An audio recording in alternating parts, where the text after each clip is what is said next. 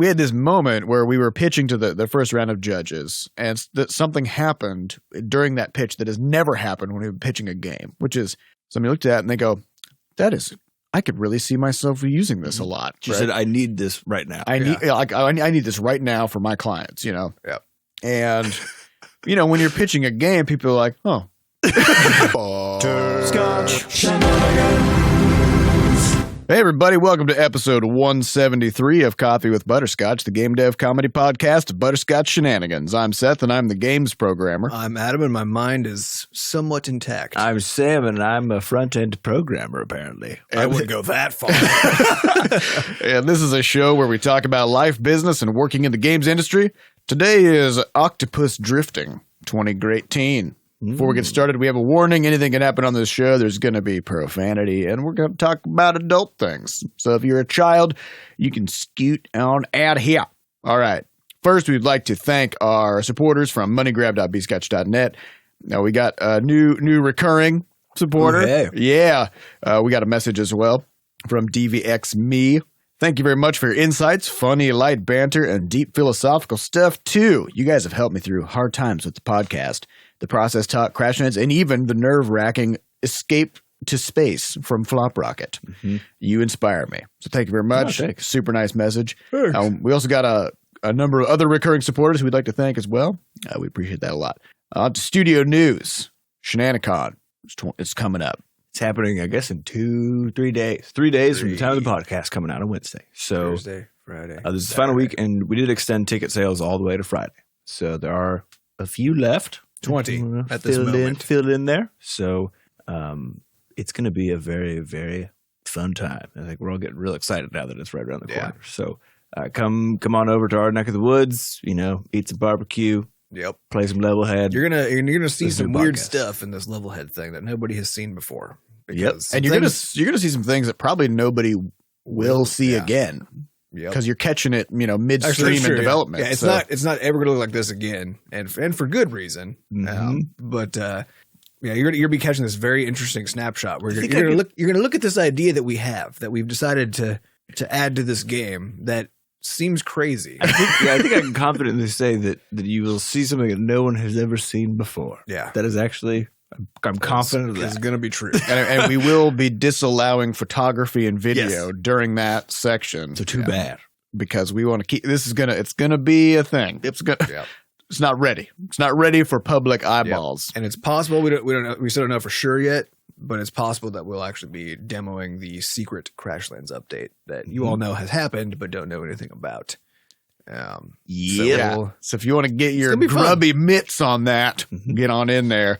Those tickets are $15, and that's at meet.bscotch.net. There will be food, and there will be a live podcast episode, and a nice little sort of mingly meet and greet kind of thing. Hang out. Mingle fest. So, and this is one of those things that we want to grow year over year and keep doing. And so this is the first one. V1.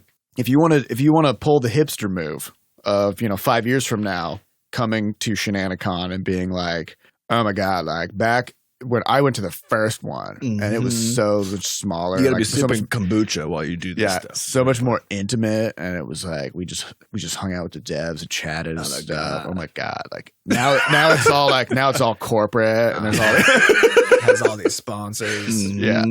So if you want to be able to do that 5 years from now, make sure you get in on this one because it's the first. Yeah, it's an important way to prove your value to other people is to have make sure they know how much worse things are now that they're part of it. Yeah, you gotta plan ahead for these though. You can't just have been the first at a thing. Like you have to actively plan and just go do it. That's right. It takes effort to be that deep into the hipster way of life. Yeah. Otherwise, in the news, we did Globalhack this past weekend. So what is Globalhack? It's a hackathon. Did we talk about it last week? I don't remember anything for the past 3 weeks. I don't know. I'm in a sort of a fog right now. We may or may not. I think we did. So Globalhack is a St. Louis hackathon, which is essentially a game jam, but where you solve actual problems. Yeah. And also in this particular case, there's money involved. So the hackathon, and this is a civic hackathon, so it's meant to solve some sort of civic problem. Correct. So people problems. It's not like an API hackathon for a payment processor of any sort. It is a civic one. And so the prompt this year was immigration. So they give this big presentation at the outset, which shows essentially kind of 4 or 5 of the sort of top focus areas that this large group of the immigration bodies in St. Louis has helped put together sort of in this plan for how the hack is going to run. And then they turn everybody loose. And your whole goal is just to build something that actually, helps some aspect of this gigantic problem. And so, Adam's the back end. Well, I guess I keep saying it. Adam's the entire stack of our studio in terms of web development. And what full stack means, for people who don't know, if you ever hear that thrown in programming, there's back end and there's front end. So in web development, back end is like the people who make the database, make all the numbers fly around in the background. And then the front end is people who make it all look really good and function nicely for someone who's using it. And collectively, you refer to all the technology you use as the technology stack. Mm-hmm. So it's sort of like, it's like the face and the butt of the website. Mm-hmm. That's right. Well, like the face and the guts, probably. Nope. Not just the butt. It's just the butt. Because sometimes butts look real good too, That's true. But that's also where poop comes out. Which is basically what an error is. Right. Okay, sure. So it's kind of it's a mixed bag. So if you're full stack, then you actually, as a programmer, you are proficient in all of the different pieces that allow you to essentially be the whole body, as opposed to just being the face or just being the butt or whatever else. And so Adam's full stack, but for the purposes of the hackathon, he's a full stack butt. For the purposes of the hackathon, this really funny discussion we had on Friday because we were getting prepped for it. And Adam basically taught us how to use this language called Node.js, which is JavaScript. It's JavaScript. For those who aren't familiar, this is like a very common web language. But he sort of crash coursed the other 3 of us hooligans in an hour. 2-hour session. Yeah. And then oriented towards the sort of the front end part, which is made in Vue, which is whatever, just another piece of technology. And then I was like, so somehow this weekend, I'm basically going to get this thing templated out and I'm going to run ahead and frame out this website so that it exists. Mm-hmm. And then everybody else's job is to have it look nice and get some content in there. Yep. And so with using skills that you don't have yet. So I need to brush up on in Sam's case. Yeah, so I haven't just get in there. I haven't done any front-end programming for 7 or 8 years now since my web development days. Yeah, well, actually, and this is interesting because it actually means something different now than it used to. Because now when you say front-end development, what it actually means is the Vue stuff, right? It's like all these other tech programming pieces now, yeah. And it used to be basically like hand coding like PHP to build websites or something like that. And so it is funny because now every time you refer to yourself as like you did the front end web development this time, I'm like, no, I did the front end web development because you were doing all the CSS and all this stuff, right? Which is what it used to mean. Mm-hmm. But it does that piece of it keeps on moving further and further on the end. And actually that's now basically called the design, right? Is the people who actually go in and do all the decoration to make it actually look good and all that kind of stuff, is now like that's becoming more and more just this is the designer role. Okay, right? So I designed it. Yeah, I guess. And we ended up taking second place. Third place. I mean, at this thing. So I can't even talk. I can't even think properly. Which is awesome because we won a giant check. It's the first giant check I've ever held in my life. It was very fun. Well, weird. Of course, the weird thing about these giant checks is they're not real. Yeah. So it's basically it's cheaper to print a giant check than to like get a trophy made, right? So they're good. Like, I think they're fun too. It's like a novelty. Totally. It is. This one does smell like chemicals, though. Yeah. Yeah. We put it in the podcast room, which we are now recording from overnight, and we're feeling it. We're feeling a little loopy. It's possible we're getting stoned as this is going on. But it was funny because it's so the 3 different cash prizes. They had 3 different cash prizes per division, right? So there's the pros, who are basically people who do this full time for a gig, and then are doing. Really, actually, pros is just anybody who's not a college kid. That's true. It's actually if you're older than a college kid. Yeah. So you actually might be from a technical or just whatever competency standpoint. You might be in the pro division, but not be anywhere near as capable as like anybody in the high school or the college division. Right. So it's by age, weirdly. It's by age, not by like what you do. Yeah. So there's high school, college, and then pro, and so we did all of our pitching and stuff yesterday, and it was pretty fun in terms of just wrangling all that energy and stuff.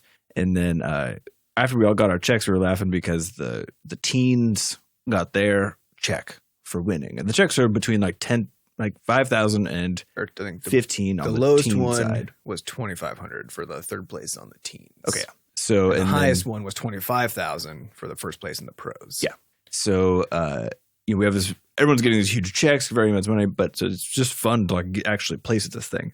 But it's very funny because we're all just sort of sitting there, and the teens get their check, and they're screaming over the moon, just screaming and just losing their minds. And all of the pros are just looking at each other and just holding our giant checks. But all of us are just kind of I don't know the word for it. We're doing the math. Yeah, it was just sort of like completely silent because we're sitting here. We're like, all right, so we got to split this thing, and then there's taxes, and then we got to figure out the logistics of like. And I'm looking at him like I just ripped my tooth out of my head last week, so this is just going to pay for my tooth. Yeah. So like once you split the money, pay your taxes, you got a couple $100 left over, and then you can pay your dental bill from last week. Although you still have a few $1,000s left over. Right. But when you're an adult, a few $1,000s doesn't go nearly as far as it it's usually just for patching up the holes. You've got you're got mostly rent, you've got health insurance. For me, like it's nice because it sort of it lets you have a sigh of relief, but it's not a thing that you become joiful over. You're just like, oh, okay, this will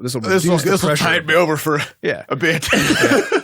So and thinking about if I was a teenager and I got one of those giant checks, like the number on I wouldn't be thinking anything past just the number on the check. I wouldn't be thinking about the taxes. I wouldn't be thinking about the split. Because the first place teen group got $10,000, which is the same amount we got. And I think there were like 7 people on their team, something like that. Yeah, I think it was a bunch of people. I don't know what it was, but so you're already splitting that out. Then you're paying taxes on that thing, but then as a teenager, depending on what your life situation is, your expenses may entirely comprise of like going to movies and eating Doritos.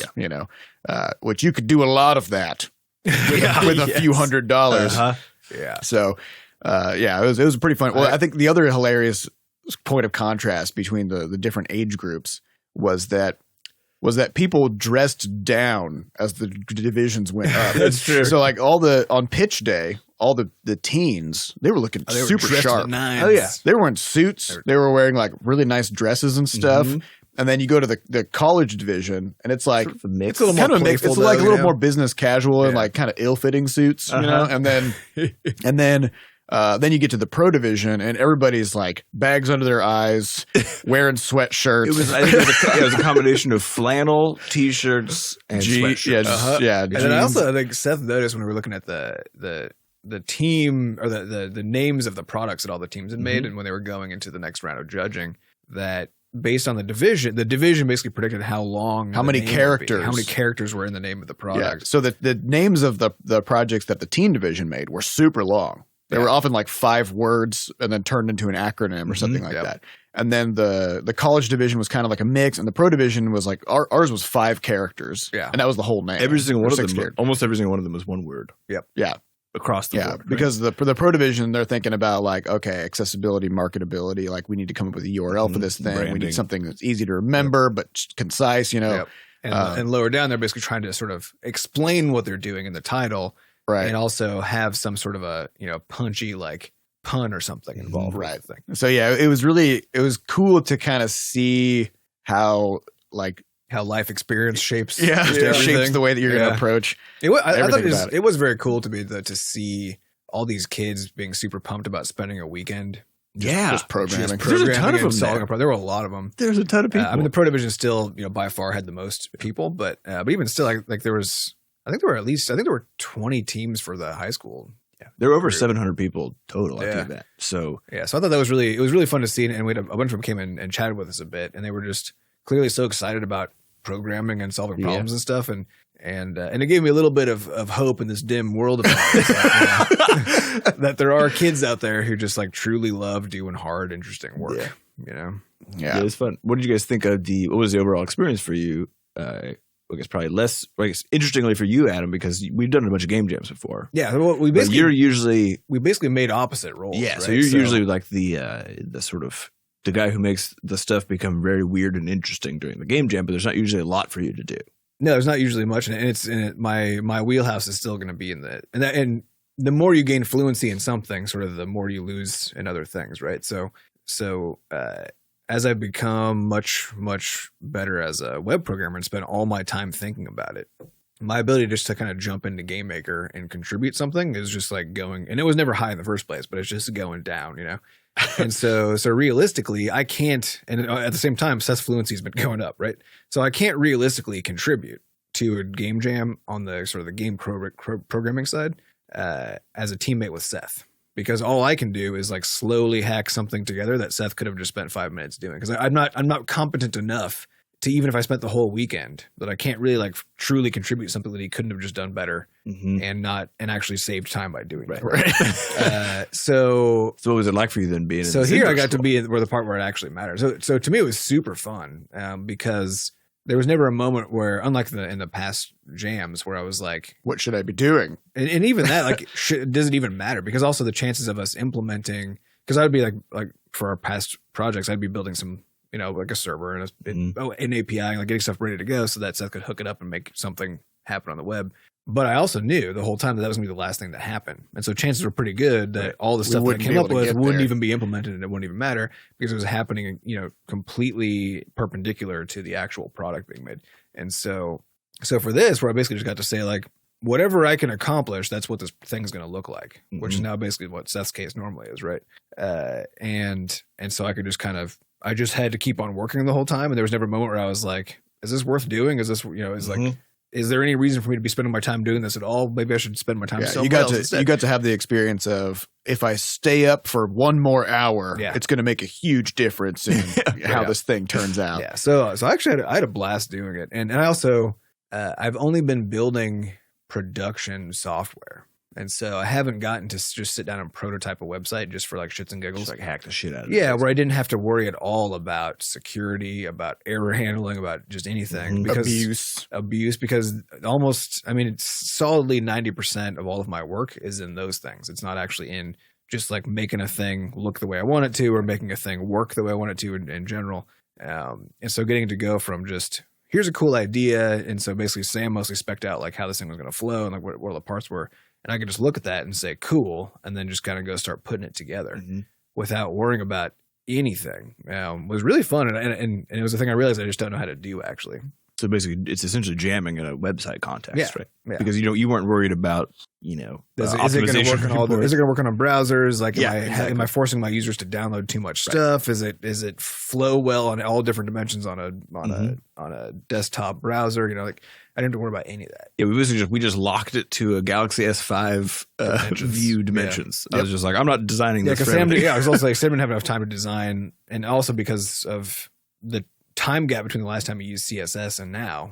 Yeah, I was learning it again. Yeah, so you didn't have time to, because there's a certain kind of way of designing where you can basically make a website that just will tend to work at any different width, but that's a thing you got to practice, and it's a thing that requires like being. And importantly, that was a thing that just started happening as I was sort of being done. Yeah, you got to recognize that like iPhones and smartphones came out around the year that you started doing web programming, and that was also the only year that you did web programming. Yeah. So the idea of making dynamic responsive websites that could be viewed on any device was not a concept because you only ever viewed people them were on doing computers. it, but that was like a niche thing that and everybody was like, why would you do this? Yeah, and now the core design, and that was also back in the day when they used to have every major website had one that also started with M. It would be like m.cnn.com or whatever, right?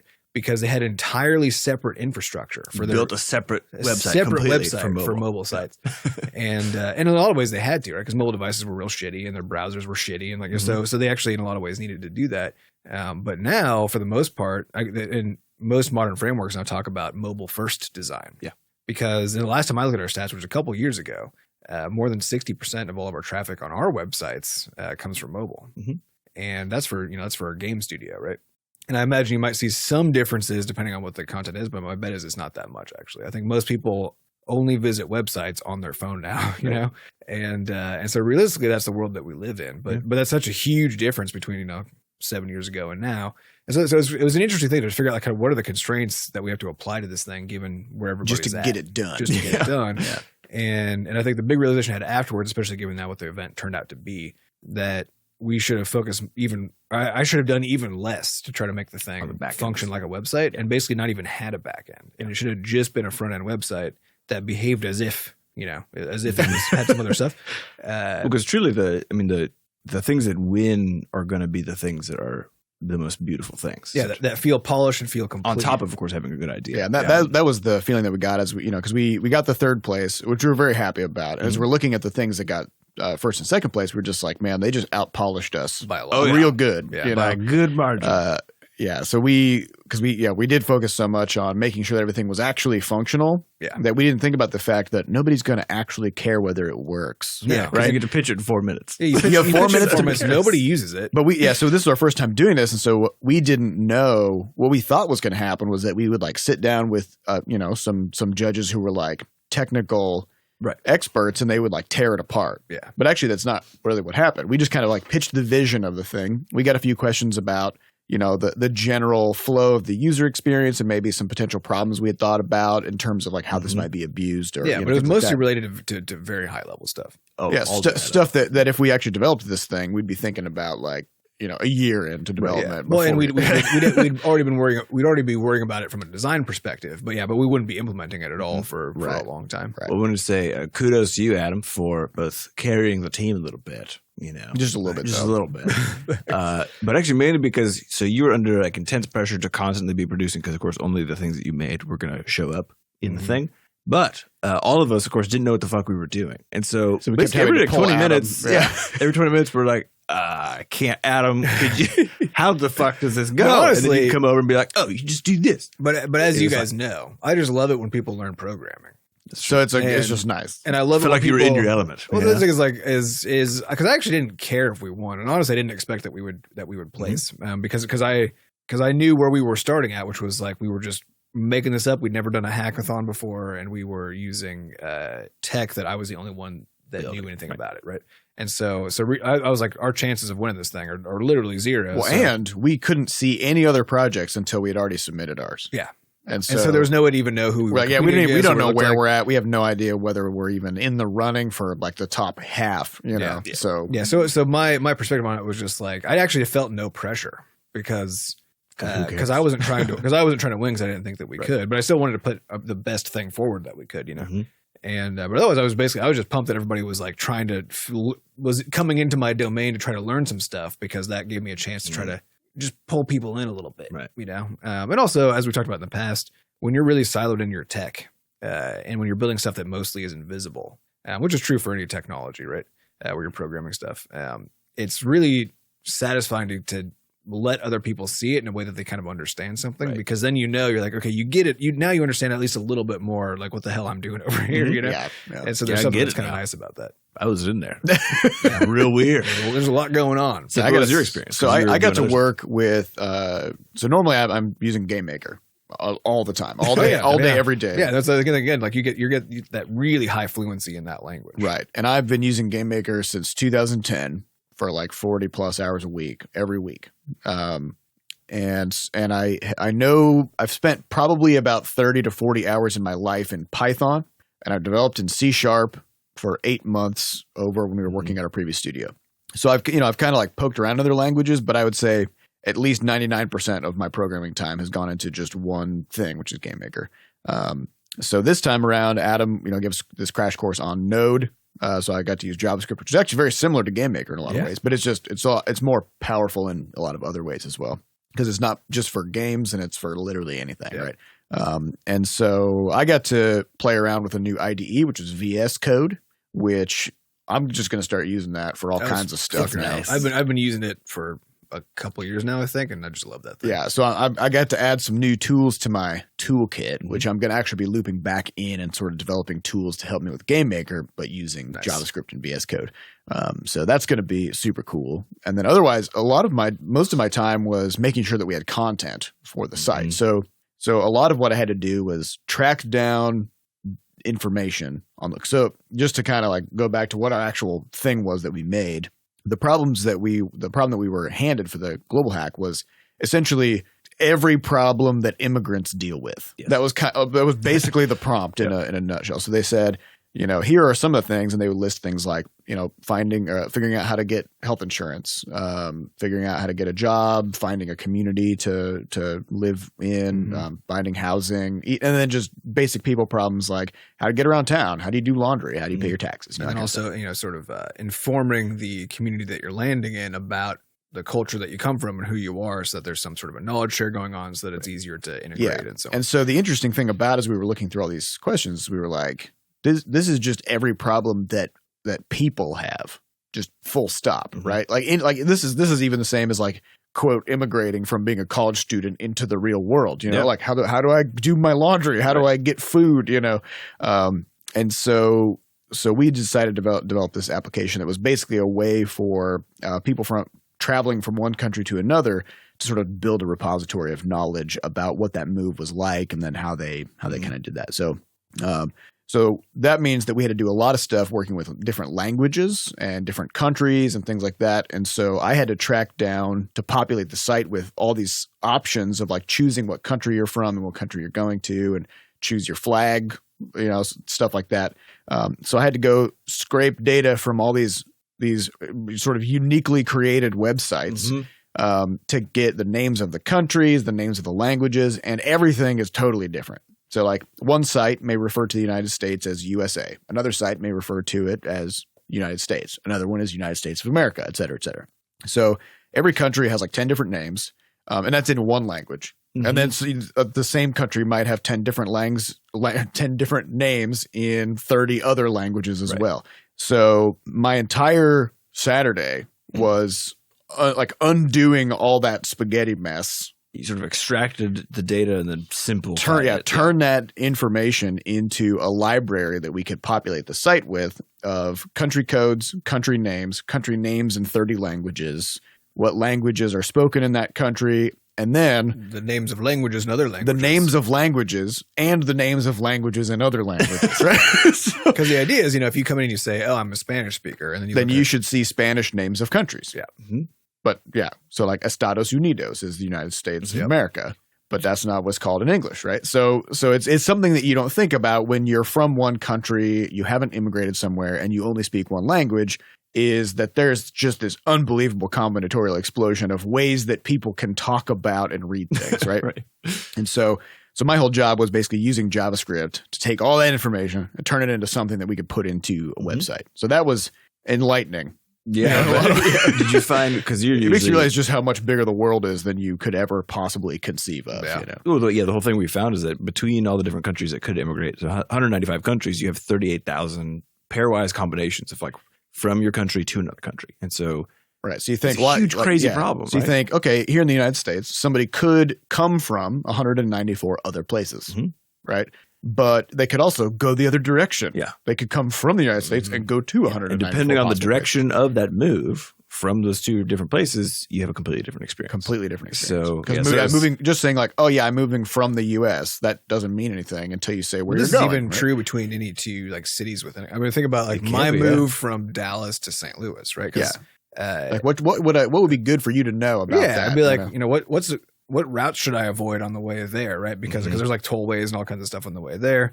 I was like, should I fly and then have my car shipped, or should I just take the drive, right? What are the pros and cons of each? Like how I've got pets. Like what's the best way to get my pets between these two cities? Because there are different services in every city. And even what about when you arrive? Like, what's the place I should stop at? Like, what's a close bar that's actually good? I'm going to need some booze after a long move. Yeah. So the basic kind of thrust of our pitch, or of our product that we developed, was it's a way for people to both ask those questions and then also answer questions. So it's almost like a Reddit style Q&A thing. And then people can also put together guides as they, like, once you've moved from Dallas to and you can St. sort of Louis, describe your trip and the pros and cons. And you can say like, I wish I had known about this part of it. Well, the better example I think is still keeping it from the country to country thing, because if you move from, the whole point is that if you move from, like Colombia was the example we gave, move from Colombia to the United States, and you've been here for a while, then you can make a guide about a specific thing. So like whether it's taxes or fashion, or like, oh, here's just some good social things that you need to know so you don't make an ass of yourself. Or even like, I moved from Australia to the United States and I'm very confused about why the cups are so big. Why is everybody drinking so many liquids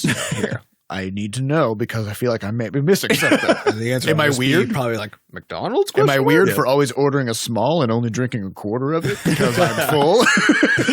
Yes. Here you are. Yeah, you got to assimilate now. So stretch that stomach. Yeah. You know. What was it like for you? Because you're usually the one who's in Adam's role, which is the one who's required basically to every hour of your production is the product getting pushed a little bit further. Well, I still kind of viewed my role that way, in the sense that if I didn't take the time to get all that content ready, then we would have an empty shell of a website. It was definitely not the pressure was far lower in the sense that the site would still work whether I got the content ready to put in there or not. But I think the pitch would fail, right? Because if we're like, here's how it would work if there was stuff, if there were countries in here. Yeah, because I also needed to compose a bunch of. I put together our pitch document. I put together our marketing plan. Yeah, and you and Sher were hammering that stuff out and listening to because they had a panel about immigration stuff.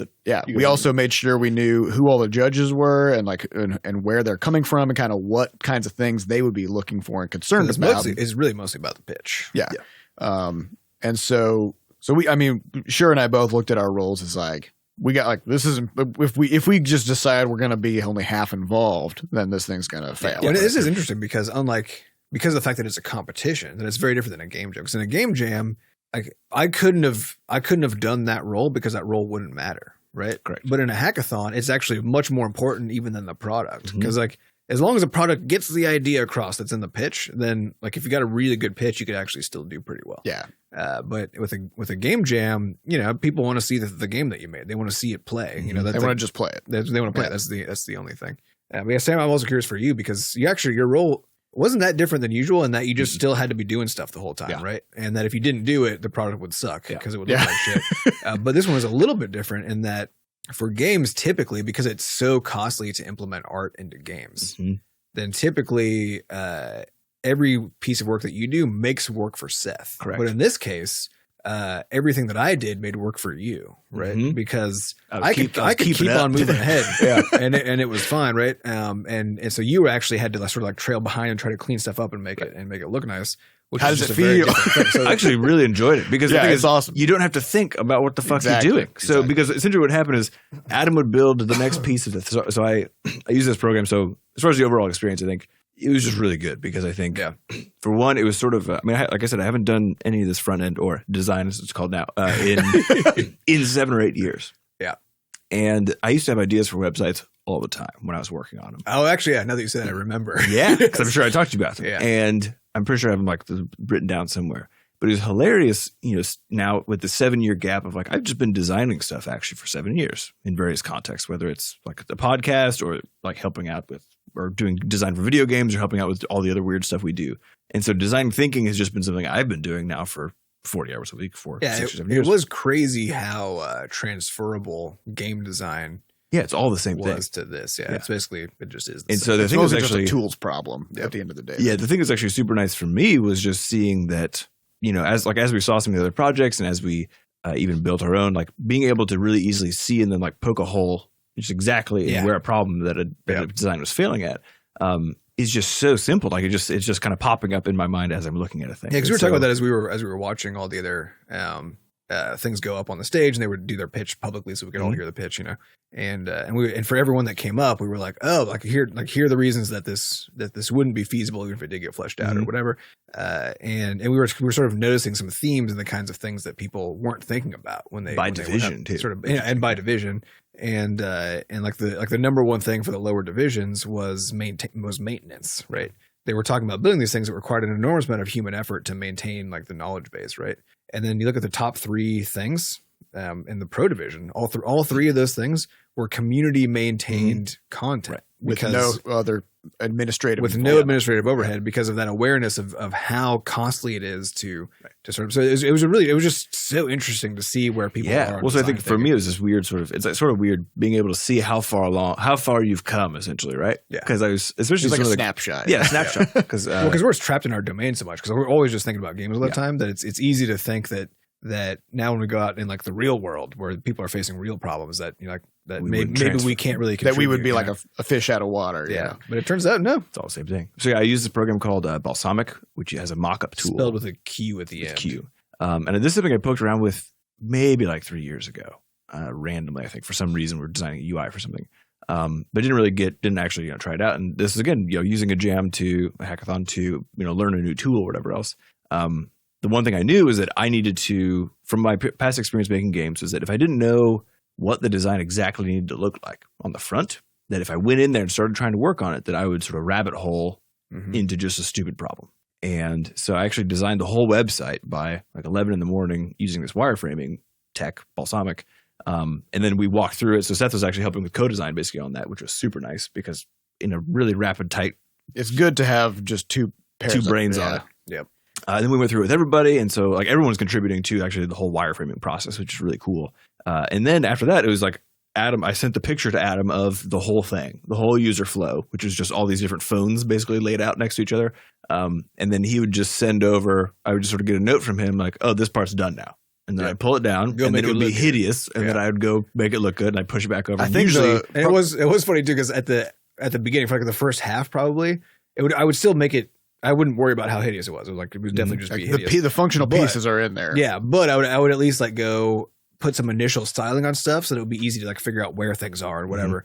And then like as time went on, I just did less and less of that, so that I think in the last few pages things were literally just invisible until you did something, or they had took no me class to figure it out. But Because there was maybe a certain minimum. Yeah, because I was just like I have too much. I have too much to do. You just got to figure this out. Yeah, and I was inlining the CSS by the end because I was tired. It was getting chaotic. It was getting bad. For people who don't know what that means, it's just bad. It's just bad. So yeah, I think it was a lot of fun, and I will be using that Balsamic tool, I think, actually for our UI designs now, because it's always something we've struggled with is just being able to rapidly iterate on. Yeah, there's no reason you couldn't just use it for game design. Yeah, I think the funny thing is with programming is that when you get tired when programming, you do things that are definitely making things harder. Oh yeah, but they're easier like right there in the moment. So for I think 2 minutes. Yeah, like a weird analog would be like if you were like laying down a railroad. Right. And you've got some kind of like railroad spike driver machine. And it's like, yep, every time I use this thing, it just boom, the spike goes in and it's perfect and I never have to worry about it. And you're doing that for 12 hours and after a while, you're like, I'm so tired. I'm just going to start hammering these in by hand. Right? Right. Like, but this makes everything worse and harder. Yeah. But because it's a mental thing and not a physical thing with programming, then you can always think of like how you would just do it manually, you know, and it's not, it doesn't feel physically. It requires the least mental effort in that moment. Right. Right. Yeah. And you know what it needs to look like. Yeah. And so you just type that out. And you just have to hope you don't have to revisit it. Yeah. Because if you do, then because now you'd have to, you know, remove the railroad spike by hand and then get your machine out and drive it back in. Yeah. So it was a lot of fun. And I think, sure, I know I had a really good time as well. And we didn't actually get his, so he ended up finding this audio package that we were going to get into the product so that you could actually do these recordings and things, which is part of the whole plan. Which interestingly, we didn't actually need to have working also. Yeah, which we in retrospect now we know. Yeah. But it's hilarious because he spent the whole day like wrestling with this thing, getting it figured out. Well, and really a lot of what he was figuring out, he just didn't quite know it at the time. He and I talked quite a bit then at the event because he was like asking all these questions about the stuff that he was trying to work through. And really what he was doing was battling all of the things that make modern web development hard, right? Because like we all just say, oh, it's just JavaScript, right? Which is true in the way in terms of like what you're doing when you're sitting down and programming, you know. But the differences between all the different parts of the stack are in terms of like what that truly means is huge. In that if you're not really aware of just how the whole thing works, then things are confusing as fuck. And you can't make it work. Yeah. and so he was kind of trapped in this place where he basically had found a thing. He'd found this sort of a tool that somebody had made that allows you to record from the browser, right?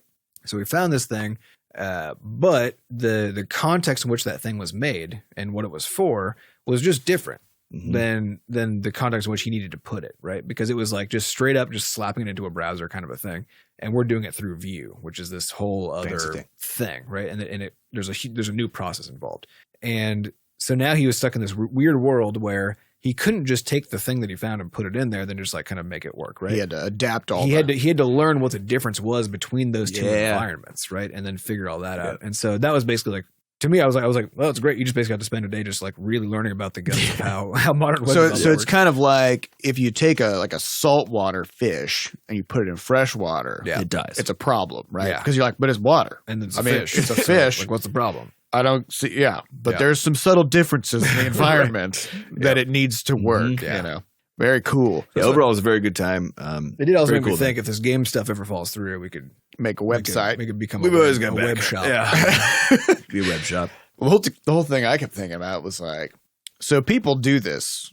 this is their thing. This is their whole job where they go, what's a real world problem? I'm going to develop some kind of web application and then like turn that into a company and sell that, So I kept thinking about, I know this is completely naive, but I was like, man, this sounds so much easier than making it. It's kind of like if you did a game jam, I think, and then you're like, well, this is so much easier. Well, no, but it's more about the pitch though, because like when you're making a game, you're making something that nobody truly needs. Yeah, you're making something. I think pitching a real world problem and solution is way easier than because we had this moment where we were pitching to the first round of judges, and that something happened during that pitch that has never happened when we were pitching a game, which is somebody looked at it and they go, I could really see myself using this a lot. She said, I need this right now. I need this right now for my clients, Yeah. And when you're pitching a game, people are like, oh. Right. At best, if you're lucky. They might say, I want this. You're like, oh yeah, this would be nice. This is nice. Decent. This looks like fun. Yeah. But they don't need it. Yeah. Nobody needs it right now. Or ever. Right. Yep. But the thing is, like, the competition space is very different too, because in games, everyone is solving the same problem actually, which is that people want to have fun playing video games, right? Yeah. So we are all, every one of the 4,000 mobile games a week that come out, and now the few hundred Steam games that come out a week, and the few dozen, the same problem. We're all solving exactly the same one problem for exactly the same user base, right? Yeah. And so the only reason, is crazy. Yeah, because the only reason that players buy new games is because they get bored with the solutions they already have. Which also means they're going to get bored of your game. Yeah, at some point. Yeah, because your thing isn't useful. It's not actually solving a real problem, right? So I think because I had that same feeling too. Like in a lot of ways, like the work itself wouldn't be any easier at all, right? But convincing people that you're doing something that means they should give you the benefit of the doubt and maybe give you some money or give you a loan or give you whatever, right? That clearly is a much easier. Well, it's weird because the problems are harder. Oh yeah, but once you solve it, it's probably easier to show that that's the case. Yeah, you know what I mean. Yep. So and you also can choose to solve problems that don't currently have good solutions, right? Unlike for games, which there's no problem. There's no problem. Actually, now that I think about it, maybe the problems aren't harder. I don't know. What makes a problem hard? I mean, that is true. What makes a problem hard is that it's hard to come up with the solution, right? The problem itself isn't hard; it's just a problem. Yeah, the solution is the hard part. So maybe it's more about just the fact that in games everyone is solving the same problem, and so there's no niche. Exactly. Yeah. You could find a weird like marketing niche, but that's all you have. Yeah. So anyways, all right, well, let's get on to some questions. These questions come from our listeners over at podcast.bscotch.net. So if you'd like to get your question on a future episode, go over there, put your message in the text box. First question comes from 99 Crusader. Hey, devs, love your podcast and the work you do. I bought tickets to the Shenanicon for my wife, and we look forward to meeting you. For my wife and I. And we look forward to meeting awesome. you. Story time and question. I'm fairly new to coding. And after working late, I went to Discord to update my progress on my game, and I started using semicolons instead of periods to finish my sentences. Is this something I should be getting used to? Thanks, and keep up the excellent work. I was actually thinking about this recently because now that I do spend most of my kind of waking time where I'm actually like using my brain effectively, almost all of that is in solving problems with JavaScript specifically, right? And so I noticed this. I think it was last week. I was playing music because I basically, as I've said before, I just have like either a playlist or a soundtrack or whatever that I play on repeat just indefinitely. And there's only still about 3 of them that I've been playing for the past years, right? So I've heard all of these songs like 1,000 times. When I'm programming, it's just white noise. It's just like this pleasant sort of sensation that I get, but it doesn't distract me at all. It has no like I can't see any impact of that fact on my programming. And I think in preparation for this event, for the hackathon, I needed to like go read some of the materials about like what was going to happen or whatever, So I was like, I switched over from programming and then went over into the space, and all of a sudden like I couldn't read because of how distracting the music was, right? Because it had lyrics in it. And so I was thinking about this, and I was like, this is interesting because I think this is sort of a thing about fluency, where because I've gained enough fluency in programming that I'm thinking in programming. I'm not thinking using English. You're thinking in language, and so there's no conflict. There's no conflict. It's like speech jamming. Exactly. It's like speech jamming. And so to me, all of a sudden, I realized that was actually now fully true, that I was just thinking in programming. I wasn't thinking in English. So Converted into you're saying programming. if somebody was singing in JavaScript, that would be Oh yeah. confusing. Well, but even that, yeah, but they couldn't, right? Because they would Yeah. then just be using English to express JavaScript, which then I could still tune out and it would be fine. That's true. There's no like spoken equivalent to thinking in programming, unlike there is for written stuff, right? Whoa, wait a minute. And so I noticed this. I thought it was really cool and interesting, but this also meant that as I've said, if you're increasing fluency in something, you're losing it somewhere else. And this goes on to explain, like, I always find it increasingly difficult to sort of get my verbal brain kicked on and going when I sit down to chat with somebody. This has been the case sometimes, but I think especially when you were working on Rumpus early, because you'd be doing these like 10-hour, you were just kind of gone. Yeah. And I think at one point I talked to you, you were doing this like 4 days, and you just seemed kind of like mean. And I was like, I remember I talked to you, and I was like, hey, are you okay? Like, did I Or do just like something? very like blunt, Very short. Yeah. I was like, are you okay? Like, are we fine? And you were like, oh yeah, I've just been programming a lot. Yeah. So it made it so that it took a lot of effort to use the fluency that I normally use Right. for having social communication. Right. Well, and there's this kind of agitation that kind of like if you've been programming all day and somebody talks to you in human words, Yeah. then it kind of pisses you off. 'Cause- And it really does. yeah, and so it's not that you're being It's weird. mean. It's more that you're just frustrated that you're having to like keep switching gears back into Yeah. talking like a person. It's a weird thought because I was like, Have it. all right, so ancient humans, no written language, only verbal, Yep. right? And then for the longest time, it's now been a combination of verbal and written, right? Because you can read written words out loud, and you can take verbal words and put them into writing. So programming, I guess, is like the next phase of that, which is it's a language that can only be written. Right. And it can be written in thought. It can be written in thought and read, but it cannot be verbalized. Yep. Yeah. Because it only makes sense sort of In your brain. in your brain. Yeah. That's pretty. I think it's one of the things I realized. It's what that I enjoy so much about programming is kind of I think the reason I've always found it to be meditative is that meditating is really just not talking to yourself. Yeah. Right. In your language. Yeah. And so if you're deeply immersed in a problem like programming or whatever, that doesn't use human language to like think about, then you're basically meditating now. You know, I guess it's kind of similar to like doing a painting or something like that. Yeah. It's the same Doing thing. anything nonverbal. Yeah. Because you can't like say a painting. No. Nope. You can only see it and Yeah, and you might have some verbal thoughts here and there of like, oh, maybe I should throw a little dash. Like you might like actually think that, and I do that in programming too. Where every once in a while I'm like, which kind of a for loop do I want to use here? And like that'll kind of happen, like just like this little brief fragment of verbal thought appears, right? And then immediately goes right back into actually none of that's happening. Yeah. anymore. It was an interesting thing that happens though, which is that as soon as you start getting into a discipline of any sort, so programming in this particular case for 99 Crusaders with the semicolons, but this happens especially if you start picking up art of any kind. I know Seth, when you did some 3D modeling just for fun a few years ago, and then you were texture wrapping things. And what happens with 3D modeling is that the model gets unwrapped into this sort of like almost disgusting, like skinned version of whatever the thing was. Yeah. And you had mentioned shortly afterward that when you're just looking around and you're sort of seeing the seams on objects, right? Yeah. like, and I spent a lot of time even just making meshes of things. So you spend so much time creating exact 3D representations of things, but only with a mesh. So even like untextured. Yeah. So then your brain starts to get into a mode where it's visualizing how a thing would be created out of a mesh. So then you like look at a nightstand or something, and you could like your brain would be like, "Here's what this would look like with a mesh." And you're like, "I don't need that. I don't need that now. right now." But Yeah. I guess I have it. So this happens in art all the time. So for me with Inkscape, because actually a lot of logo design and also a lot of signage is done in vector, and I can see where the nodes are now. Oftentimes, especially if they're not well done. In particular, there's this froyo shop called Tutti Frutti down the street from my house, and they're strawberry. Okay, they have a strawberry. They like, fucked up one of the nodes. it's the sides of it. You can see the nodes are not smooth. Like they have a little bit of a corner in You them. mean you can see?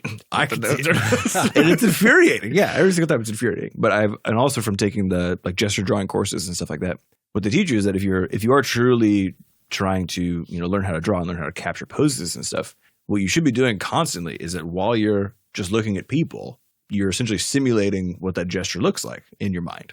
And so every so often, actually, it's like I've in the last probably 4 months or so, really come to way more appreciate just people, even when they're just kind of standing around or have their arms raised behind their head. Because you can see. You just kind of lightly just lean into the overall form. Yeah. Because gesture is all about like you look at the overall form and then you kind of bend it a little bit or make it more exaggerated, and so you start seeing people actually a little bit like that, if that makes sense. Yeah, but the consequence of this, because if you're not doing a thing, you're losing fluency in it, and if you're doing something else, you're gaining fluency in that thing.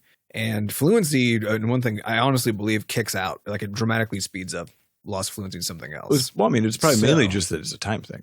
Right? Yeah. Like you can't possibly. Well, you're not spending that much time. So I think to bring it back to the question, I think the reason that I don't end my sentences with semicolons is I still spend probably at least an hour to 3 hours a day writing. Mm-hmm. And that's because we have like part of our workflow is that, we're using Trello to write things to each other. We have all decided a long time ago, just sort of not even explicitly, but implicitly, I guess, to use proper full English when we communicate with each other. So, we don't abbreviate anything. We just like write full sentences. There are periods at the ends, like all this kind of stuff, we had decided a long time ago that was how we would communicate in a written way. And because at the end of the day, we all have feed entries where we just report on what we did for that day. At the end of the day, meaning literally at the end of each day. At the end of each day, yeah. Yeah. At the end of each day, we do that. And then we, of course, write emails to each other and to people outside the company. And again, using English. Excellent grammar. full written English, right? And so I think the fact that we do that's a core part of how we conduct work and communicate with each other. I think that's the reason I don't end my sentences with semicolons, is because I'm still doing enough to maintain fluency in written English, and that's always been important enough to me that that's a thing that I don't like. I am having more and more trouble with my spoken English, but I don't like talking to people anyway, so it's fine. So it's fine. But when it comes to writing, like I need to know that I can fully communicate with people. Right. So I guess if you spent like 12 hours a day programming for a week and didn't really write anything in English. If the way that you wrote tended to be the way that people tend to write in text messages and emails, which is very abbreviated, super informal. Yeah. Then I absolutely think you're going to start having terrible writing practice. Like, and that'll be the way your brain just does it now. And I think this is the thing that I really worry about with. And I don't think this is like I don't think there's anything like that. Like it's not a generational thing or whatever. Get the curmudgeon. But as soon as you just go ahead and start doing something in some way, that's the thing you gain fluency in, right? So. If thinking in tweets, I honestly think that's how you're going to write. Like by default, when you go, if all of your text messages, use the letter two, or the number 2 for the word 2, right? Then when you sit down at some point, because you have to write a paper on something, or you have to write an email to somebody or whatever, you now have to do a conversion because your brain wants to put the number 2 there, right? That's actually how you think now. And now you have to force yourself to be like, oh no, this is an email, so I need to to a real person who's and then it's hard. And now you've actually made it hard for yourself. Yeah. And so I think, at the time, consciously, I was doing it because I was being curmudgeonly when I refused to use abbreviations for everything and so on, and put emotes all over the place. I think the fact that I didn't do that is the only reason why now I can still write competently is because it's still easier for me to write that way. So you just got to think about where your time's going. Yeah. And think about what you're doing. Something like a journal entry, at the end of each day when you're done doing your programming or whatever, take 20 minutes and just write out like, here's what I did, here's what worked, here's what didn't work. That's what we do at the end of each day. Right, with proper grammar. Yep. Full sentences. Yes. All right, next question comes from Razor39325. Doing math problems for homework is easy. You know exactly when you're done with it, but with note taking, projects, and other open-ended homework or classwork, it seems that there is no finish line. Correct. You essentially could keep refining to perfection. So the question is, how do you determine where and when to finish an open-ended project without taking it all the way to 100% perfection? You have to develop an accurate sense of taste. That's the first one. Yeah. And the second one is you have to come at it from the opposite side that a perfectionist comes at it. Because a perfectionist tries to get it as close to perfect as possible, right? You try to get it as close to terrible as possible where it's still good enough. Yep. The phrase we like is, what can I get away with? Yeah. Yep. And as soon as this is why good taste is important though, because an accurate taste is important. Because you need to answer that question properly. Yeah. Because if you don't answer that question right, because if you're going for perfect, like you always can end up with a good thing, right? Even if you spend way too much time on it, because you're not actually striving. But you'll also always end up disappointed. And if you have bad taste, and you come at it from the other way, then you'll always end up with a bad product. Right. So if you say, what can I get away with? But your metric of what that means is far lower than what it should be. Then, so you have to decide, like, what is this thing? Who is this thing I'm making for? What does it look like to have good taste? Well, I think that's actually for those people. The key is I think pre-deciding what the goal is. This is where the term minimum viable product comes from. Yeah. So in the case of like taking notes for a class or something like that. So instead of just saying I need to take notes about like chapter 7 of this book arbitrarily, you back it up and you say, okay, what is actually the goal of me taking notes for this? Why am I taking notes? Do? Is there an exam coming up? Or is there a paper coming up? If so, is there a topic that I'm supposed to be covering in depth about that? So I'm going to lean all my notes toward that. And once I get through it and do it once, then I'll call that good or something like that. Or is it just for you to sort of repeat to yourself what's happening so that your notes basically are things you'll never revisit, but are just ways to use writing to help you burn it into your brain? This reminds me of when I was in law school. So law school students do this, I must say it, asinine thing called outlining. So during class, law school students take copious notes on every single thing that the professor says. I don't know why. I've never seen people do this outside of law school. And it's as if when people get into law school, they suddenly think, I need to start behaving completely differently toward my classwork than I ever have in the past. Did they teach outlining though? No. It's just a cultural thing that law school students do for some reason. So first what you do is you take as detailed of notes as you possibly can on every single word that's uttered in class. That's the first thing. You're essentially a typist during class. You are a court stenographer. Then toward the end of the semester, so people usually start outlining about halfway through the semester. And outlining is going back through all of your unbelievably, stupidly detailed, verbose notes and condensing them into something that is more functional, right? And that, because the idea is like, you won't know what's important until later, right? So you need all the information, and then later you'll have better. I mean, that's a fair rationale. It is so all of the exams in law school are open note. Right. So you don't, and you can bring anything that you wrote down, anything at all. You can bring that to your exam. So the goal with outlining is to create sort of a compendium that you can refer back to as you are answering questions about cases. That's sort of a shorthand, so you don't have to dig through huge amounts of notes. Because usually it's not like doing math problems where like once you learn the formula, then you can solve a whole bunch of different problems. In law school, it's more like you learn individual cases, and then each problem you're going to need to refer back to like 10 different cases that only apply to that question on the exam, right? So you need basically a library of cases. And so people start outlining halfway through the semester, and they'll spend 3 to 4 hours a day from that point forward outlining their notes. And I kept watching people doing this, and I didn't do it. And because I kept asking the question, like, why are we doing it like this? Because you could, again, like striving for perfection and saying like, I need absolutely every scrap of information possible for my exam. So my approach was instead to say, I only need written down the information that I can't remember. Right.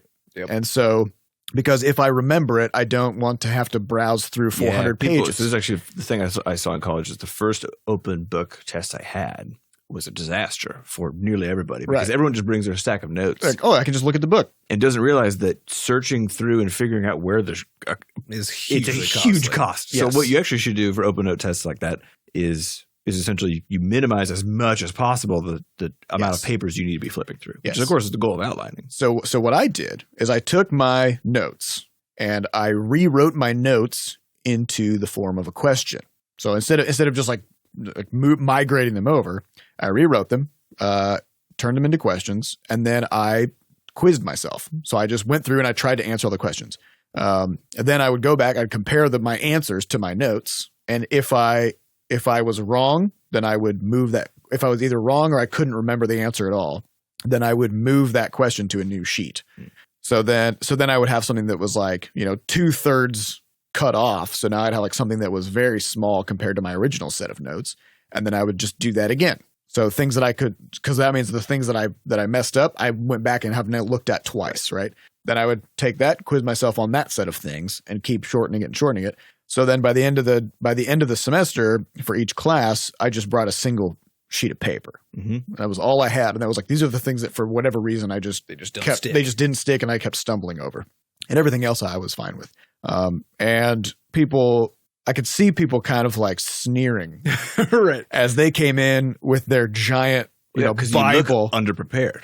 I've done it prepared, and I actually got the top grade in a couple of my classes. And everybody else was like, they were having outlining parties. Like they would get together for like 6 hours. They would like be just like outlining. And I just didn't. Mm-hmm. Like I spent probably a third as much time reviewing my notes as they did because I only was reviewing then the stuff that I actually had to be reviewing. Right.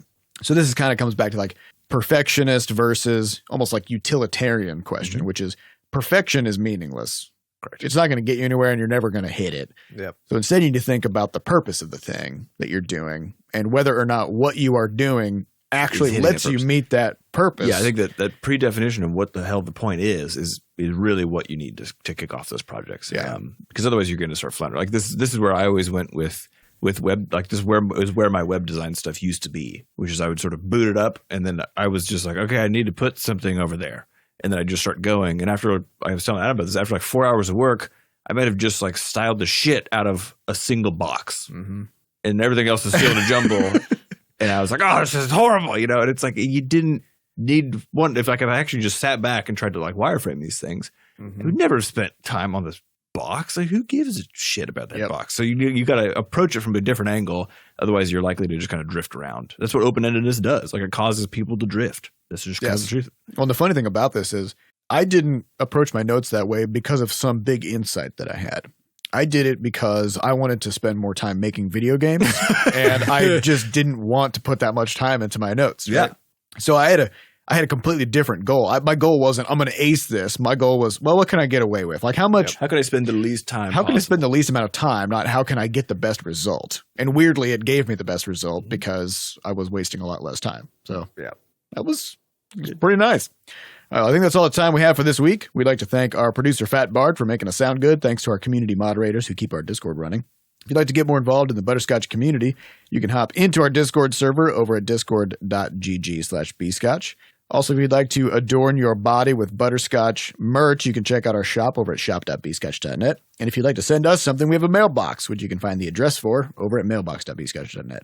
We'd also like to thank Dwarven Jester for sending us 100 pounds? 400 pounds of M&Ms, which was part of the Meat Peace Ween celebration. It did include, last year. It did include a pumpkin flavor, which I'm very scared of. Oh, I'm going to get in on that. Yeah. I think there might even be a candy corn, which I'm a little more interested in, but also a little nervous If about. pumpkin spice latte has taught me anything, It's horrible. I'm going to eat that. I'm going to eat that.